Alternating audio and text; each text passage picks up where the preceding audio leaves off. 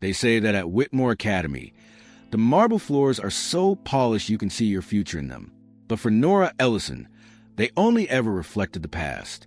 Nora was 31 years old, a woman with a first-class mind and a second-class status. She was the daughter of the man who had fixed the boilers, patched the roofs, and cleared the snow for 40 years. She had grown up in the service corridors, the hidden veins of the institution where the elite never looked. She had won a scholarship, graduated top of her class, and returned not as a teacher, but as a student conduct administratorial role that sounded important, but essentially meant she was a janitor of the student BOTUS messes.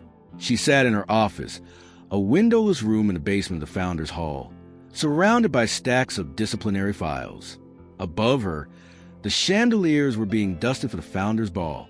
It was the night the money talked, and the rest of the world listened. Graham Whitmore stood at the top of the main staircase, looking down at the arriving guests. He was 37, the interim headmaster, and the weight of his family name sat on his shoulders like a lead yoke. He was a golden boy, trained from birth to protect the Whitmore legacy. Beside him stood Vivian Hale. Her hand rested on his arm with the possessive lightness of a falcon's tether. Vivian was beautiful, sharp, and entirely ruthless.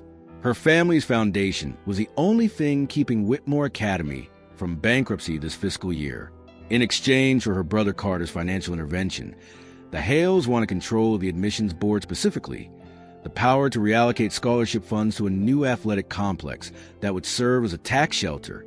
It was a corrupt deal dressed in Ivy League tweed. And tonight, they were going to announce their engagement. Graham scanned the crowd. He wasn't looking for donors. He was looking for the woman he had betrayed 5 years ago. The woman he had pushed away because his aunt, Celia Whitmore, had told him that a Whitmore could not marry a servant's daughter, no matter how brilliant she was. He saw Nora. She was wearing a simple black dress, her dark hair pulled back. She was checking the guest list at the entrance, covering for a sick staff member. She looked like she was part of the furniture to the passing elite, but Graham saw the steel in her spine. "Stop staring," Vivian whispered, her smile fixed like porcelain. "She's staff. She belongs in the background." Graham stiffened. "She's a conduct administrator, Vivian. She's held this school together through 3 scandals. And she's expendable," Vivian said, her voice dropping to a velvet hiss. "Just make sure the announcement goes smoothly. Carter has a little surprise plan to clear the path for the merger." Graham felt a cold prickle of dread. He knew Carter Hale was cooking the books for the expansion. He knew they needed a distraction. He just didn't know who the victim would be. The ball was a symphony of champagne bubbles and false laughter. The trustees, men in tailored suits who treated the academy like a private club, circled the room. Carter Hale took the stage. He was smooth, charming, the kind of man who smiled with his teeth, but never his eyes. "Ladies and gentlemen," Carter announced. The microphone amplified his voice through the hallowed hall. "Before we celebrate the union of our 2 great families, we must address an unfortunate breach of trust." The room went silent. Nora, standing by the wall, looked up. "It has come to our attention," Carter continued, pulling a tablet from his jacket, "that confidential admissions files have been leaked. Scholarship funds have been rerouted, and the trail of digital fingerprints leads directly to a member of our own administrative staff." Nora's heart skipped a beat. She handled admissions data. She knew the system. "Security," Carter called out. 2 guards in suits moved toward Nora. The crowd parted like the Red Sea, exposing her. She felt the heat of 50 pairs of eyes old money. New money, all of it judging her. "This is a mistake," Nora said. Her voice cleared despite the trembling in her hands. "I haven't touched the scholarship accounts." Carter smiled. "The logs say otherwise. You've been selling spots to unqualified students. Nora, selling the school's integrity for cash." It was a lie. A perfect constructed lie. Nora looked at the screen Carter was holding up. The access codes were hers. The timestamps were from an hour ago when she had been checking coats. She looked for Graham. He was standing near the stage, next to Celia Whitmore. "Graham," she said, her voice carrying across the silence. "Tell them I was at the entrance. You saw me." Every head turned to the interim headmaster. This was the moment. Graham knew Nora was innocent. He knew Carter was corrupt. He knew the timestamps were forged because he himself had authorized a server maintenance that would have allowed the logs to be manipulated. But he looked at Vivian, whose eyes were hard with warning. He looked at Celia, whose grip on her cane was white-knuckled a silent threat that if he spoke, the family would fall, and he would be the one to destroy it. Graham cleared his throat. The silence was deafening. Protocol. Protocol must be followed, Graham said, his voice hollow. If the logs indicate a breach, we must investigate.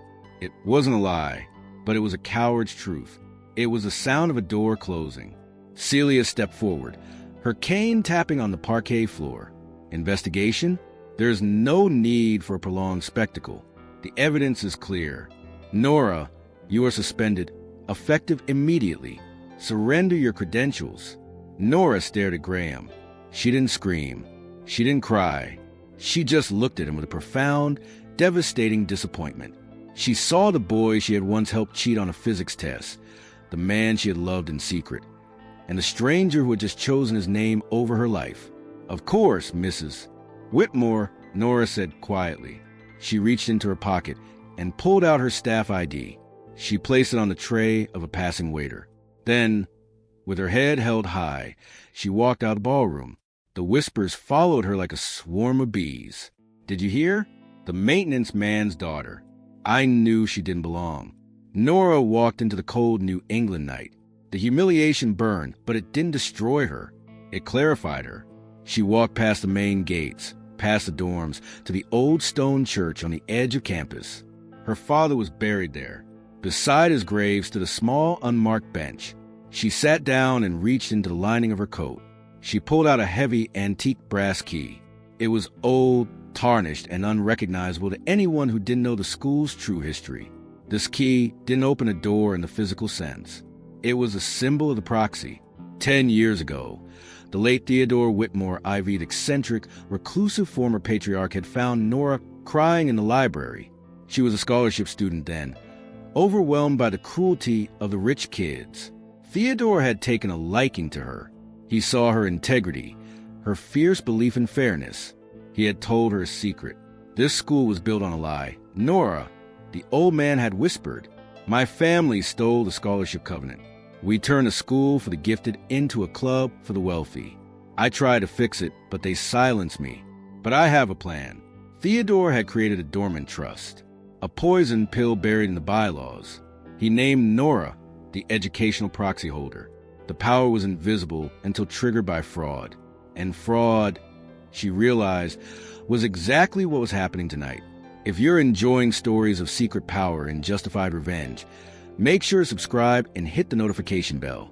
We have plenty more stories where the underdog takes back control. Nora didn't go home. She went to the dusty law office of Mr. Abernathy, the Academy's retired solicitor who lived in a cottage on the edge of town. He was 90 years old, blind in one eye, and possessed the only other copy of the proxy documents. They did it, didn't they? Abernathy wheezed, opening the door. They moved on the scholarship funds. They tried, Nora said. They framed me for it. Abernathy chuckled, a dry, rasping sound. Theodore always said you were a coiled spring. He left you more than just the key, Nora. He left you the ledger. He handed her a leather-bound book. It was the original ledger of the Academy's founding, detailing the scholarship covenants that had been erased from the public record. It was a smoking gun that proved the Whitmores and Hales had been illegally siphoning endowment money for decades. With the ledger and the proxy key, Nora had the legal authority to not just freeze the Hale deal, she could dissolve the board. The next morning, the campus was in chaos. The news of Nora's theft had leaked to the alumni. The board called an emergency meeting to finalize a merger and strip the scholarship program entirely. They needed to bury the fraud under the new construction deal. Nora dressed not in her usual modest attire, but in a sharp, tailored navy suit she had bought for a conference she never attended. She pinned her hair back, exposing her face. She looked like what she was, a woman with nothing left to lose and everything to gain. She walked into the administration building. The secretary, a woman who had ignored Nora for years, tried to stop her. You can't go in there. Nora, you're suspended. I'm not here as an employee, Nora said, her voice dropping an octave. I'm here as a shareholder. She pushed open the double doors of the boardroom. The long table was surrounded by the most powerful people in the state. Celia Whitmore sat at the head. Graham was to her left, looking pale and drawn. Vivian and Carter were on the right, smiling like sharks. "We are in a closed session," Celia snapped. "Security." "Sit down, Celia," Nora said. She didn't shout. She just placed the antique brass key on the table. It hit the polished wood with a heavy thud that silenced the room. Graham's eyes locked onto the key. He had seen a sketch of it in the family archives. It was a founder's key, the legendary key that was lost 50 years ago. "What is the meaning of this?" Carter demanded. Nora walked to the end of the table. She placed the ledger down next to the key. Then she pulled a folded document from her jacket, the proxy activation notice.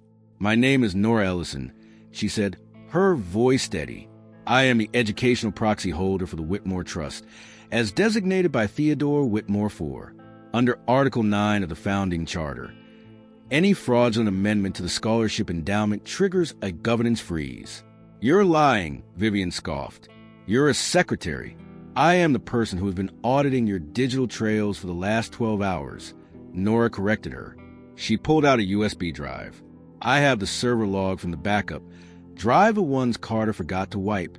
They show the data breach originated from Carter's private terminal, not mine. And they show the transfer path into the Hale Foundation's offshore account." The color drained from Carter's face. He looked at his lawyer, but the lawyer was already packing his briefcase. "This is preposterous." Celia stood up, her cane shaking. "Graham, throw her out. She's a thief." Graham stood up, but he moved toward Nora. He looked at the ledger. He looked at the key. He recognized the handwriting in the ledger's grandfather's. "Is it true?" Graham asked, his voice cracking. He looked at Nora. "Theodore gave you the proxy?" "It's true, Graham," Nora said softly. "He gave it to me because he knew a day like this would come. He knew the family would choose money over the school. He trusted me to stop you."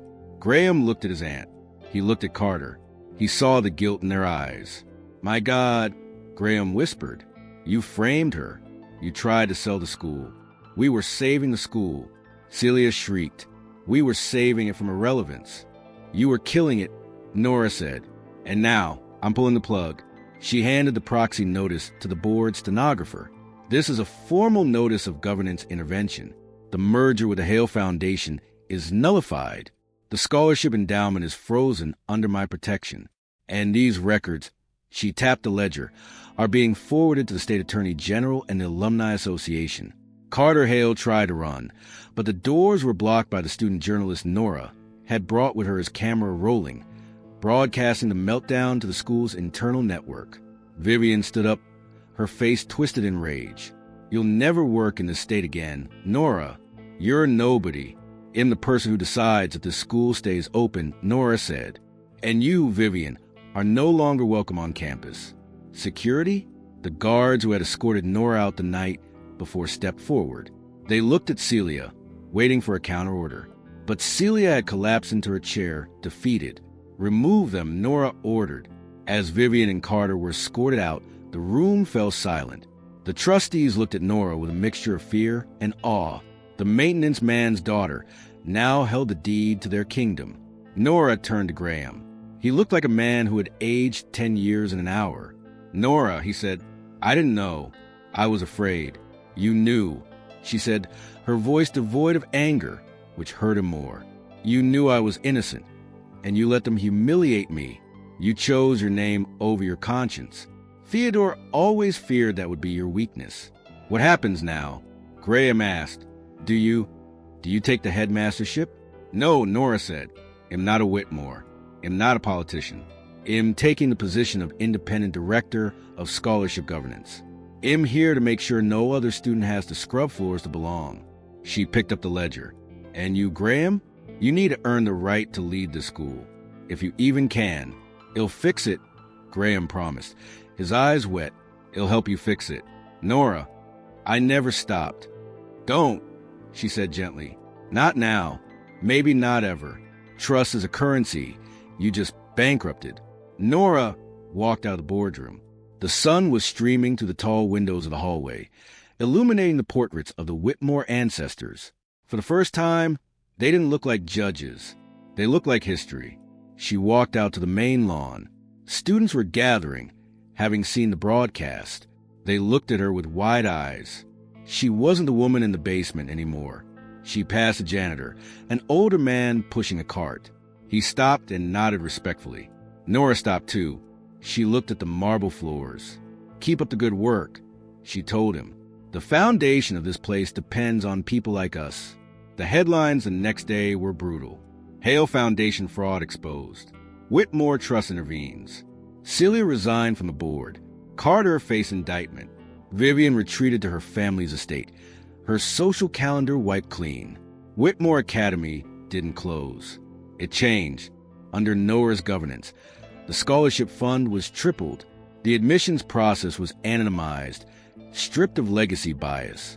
The service corridors were opened up, turned into gallery spaces for student art. Graham remained as headmaster, but on probation. He worked tirelessly, not to rebuild his family's name, but to earn Nora's respect. He supported every reform she proposed.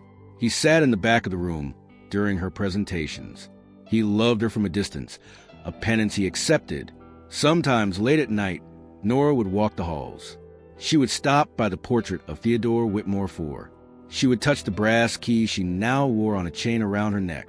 She had learned the hardest lesson of all dignity isn't given by a title or a bloodline. It's forged in the moments you are willing to stand alone. And power? Power isn't about who sits on the throne. It's about who holds the key. If you believe that integrity is the ultimate authority and you love seeing justice served where it's due, please consider subscribing to the channel and liking this video. It helps us tell more stories where the underestimated finally win. Thank you for listening.